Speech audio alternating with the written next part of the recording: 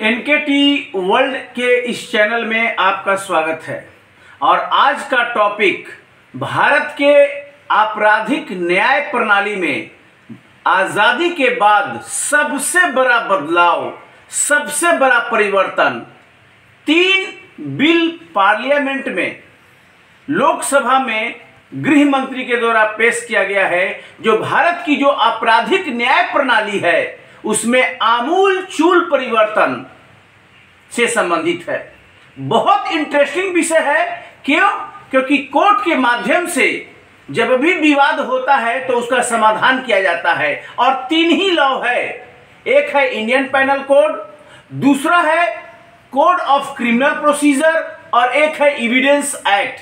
इन तीनों एक्ट को अलग अलग रिप्लेस करते हुए, परिवर्तित करते हुए गृह मंत्री के द्वारा लोकसभा में बिल पेश किया गया है।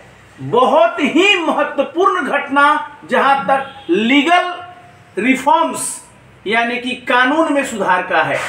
आज इसी विषय पर बात करते हैं। क्यों? क्योंकि दुनिया में, भारत में ये मामले लगातार आते हैं। अब तक ब्रिटिश कानून से हम लोग शासित हो रहे थे, लेकिन अब भारत ने उन कानूनों को परिस्थितियों के परिप्रेक्ष्य में आवश्यक बदलाव करते हुए नया कानून का मसौदा पेश किया है लोकसभा में। तो जो सबसे पहला लॉ है उसके बारे में बता दूं, भारतीय दंड संहिता यानी इंडियन पैनल कोड, इसको आईपीसी कहते हैं। आपको पता है कि जो इंडियन पैनल कोड है, आईपीसी है, भारतीय दंड संहिता, वो 1860 में बना। कब? 1860 में, यानी कि 163 साल पुराना ब्रिटिश राज का कानून है, जो देश में आज भी लागू है।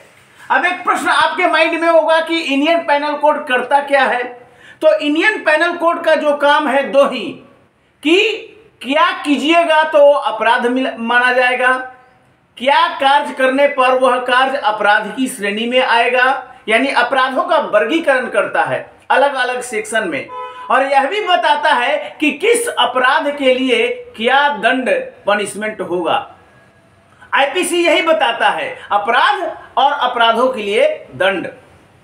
आपको मैं बता दूं, प्रथम विधि आयोग जो फर्स्ट लॉ कमीशन था, वो फर्स्ट लॉ कमीशन जो है 1860 का था, 59-60 का, और लॉर्ड मैकाले प्रथम विधि आयोग के अध्यक्ष थे और उन्होंने अनेक सिफारिशें की और उन सिफारिशों में एक विधि प्रक्रिया का भी था, और उन्हीं के सिफारिश पर, लॉर्ड मैकाले के सिफारिश पर भारतीय दंड संहिता 1860 का निर्माण किया गया।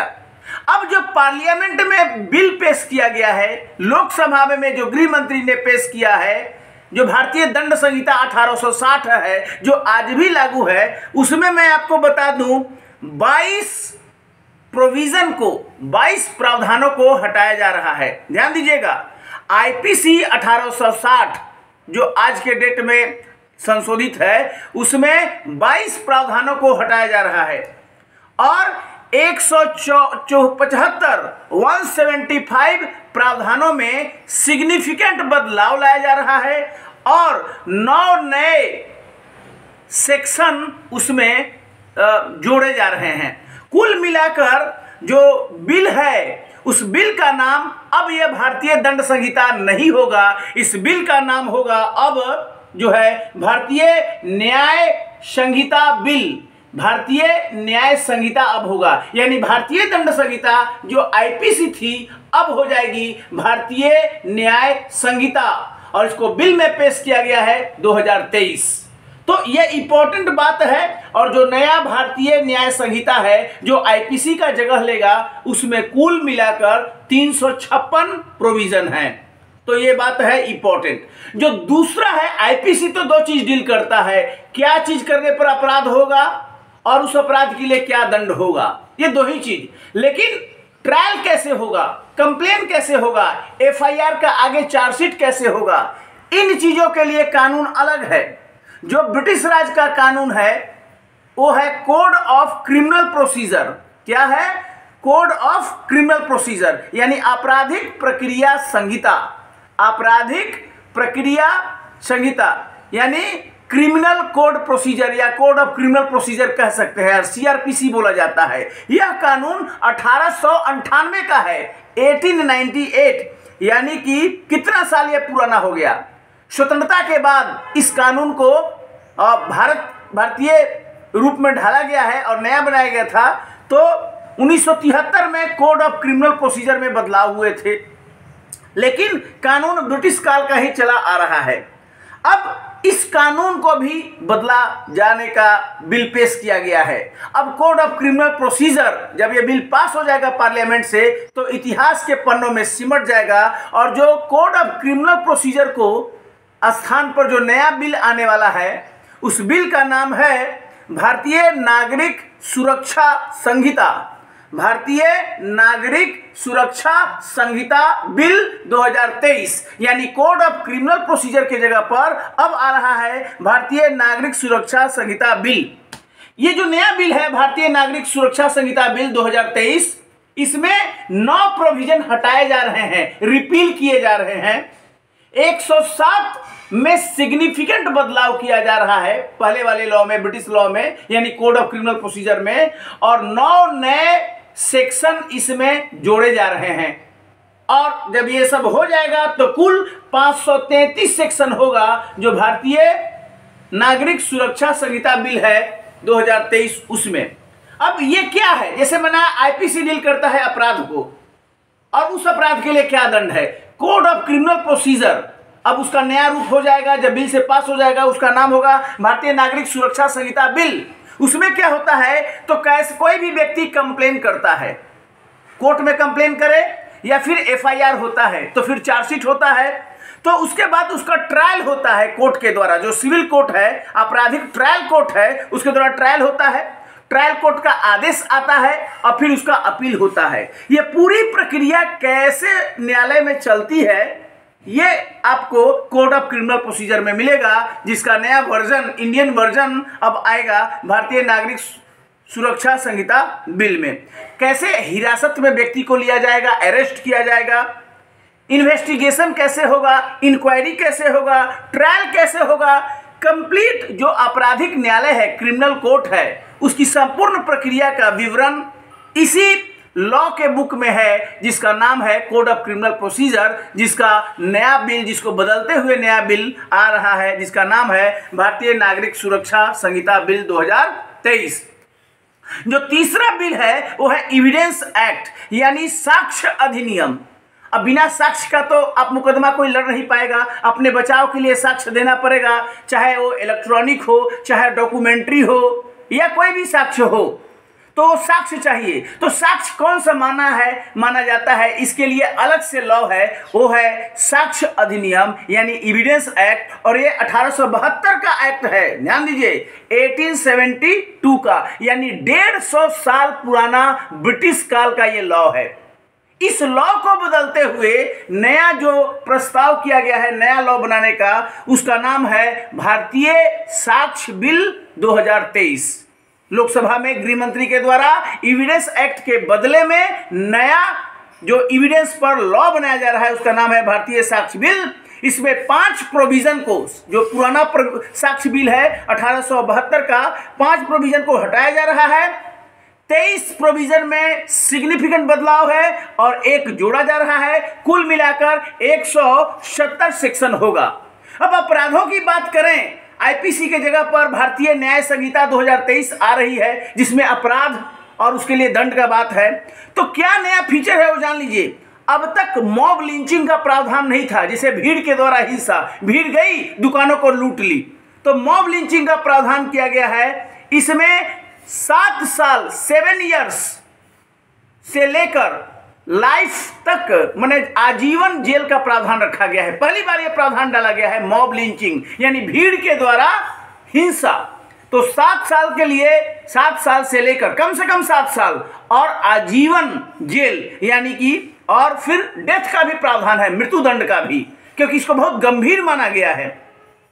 इसके अलावा एक नई बात है कि कई लोग नीरव मोदी ये सब भाग जाते हैं देश में, वो देश में रहते नहीं है तो मुकदमा कैसे चलेगा।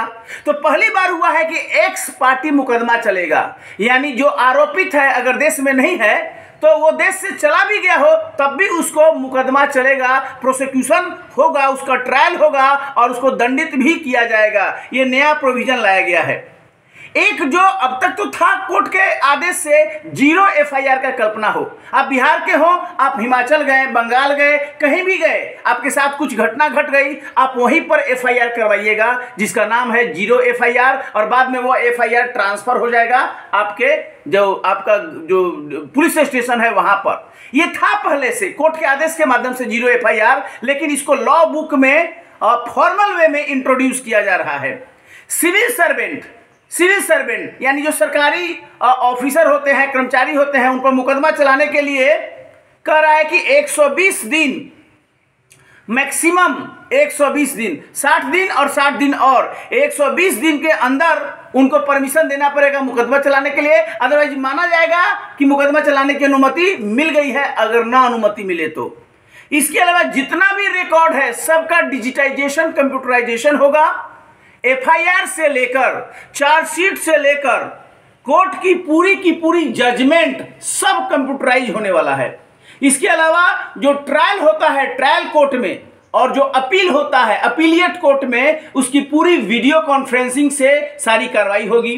वीडियोग्राफी भी होगी, खासकर सेक्सुअल क्राइम में एकदम जरूरी है। जहां पर भी सेक्सुअल क्राइम है, लैंगिक अपराध है, वह वीडियोग्राफी की बात है। एक नया प्रोविजन जोड़ा गया है गैंग रेप के मामले में। गैंग रेप के मामले में 20 साल की सजा या जीवन पर्यंत जो है जेल, इसका प्रावधान किया गया है। यह प्रावधान इस रूप में नहीं था। उसी के अलावा रेप के मामले में 7 साल से लेकर 10 साल की सजा का बात है। अगर नाबालिग के साथ रेप का मामला होता है तो ये और भी कठिन सजा है। एक बात कहा गया है कि विरोध नहीं करने का मतलब है सहमति देना नहीं है। ये सब लॉ में लिखा गया है। चार्जशीट पुलिस को 90 दिन के अंदर दे देना होगा, सबसे बड़ी बात है। अभी चार्जशीट ही पुलिस नहीं दे पाता है, 90 डेज में चार्जशीट दे देना है। और कोर्ट चाहे तो जरूरी हो तो 90 दिन और बढ़ा सकता है, यानी 180 दिन अधिकतम 6 महीना के अंदर चार्जशीट सबमिट करना होगा। और एक बार हियरिंग हो गया तो 30 दिन के अंदर आपको जजमेंट दे देना है। अभी क्या होता है, हियरिंग खत्म हो गया है और कोर्ट जजमेंट नहीं देता है। जजमेंट के लिए कई महीनों से फाइल रखा हुआ है, जब देगा तो देगा। जब एक बार हियरिंग हो गया, अब नया नियम कहता है 30 दिन के अंदर जजमेंट दे देना होगा। इसके अलावा जो छोटा मोटा ऑफेंस है, जैसे चेन स्निचिंग, चेन खींच लेता है लोग, मोबाइल खींच लिया, इसका भी प्रावधान जो भारतीय न्याय संहिता है उसमें किया गया है। टेररिस्ट एक्ट को इसमें लाया गया है। टेररिस्ट आतंकवादी घटनाओं के लिए भी दंड का प्रावधान है। संगठित अपराध जो एकदम ऑर्गेनाइज्ड क्राइम है उसके लिए मृत्यु दंड तक की सजा है। राजद्रोह कानून को हटा दिया गया है, सबसे बड़ी बात है। जो सेडिशन एक्ट था उसको हटा दिया गया है, लेकिन भारत की एकता अखंडता के विरुद्ध जो भी काम करेगा वो 3 साल की सजा को बढ़ाकर 7 साल कर दिया गया है।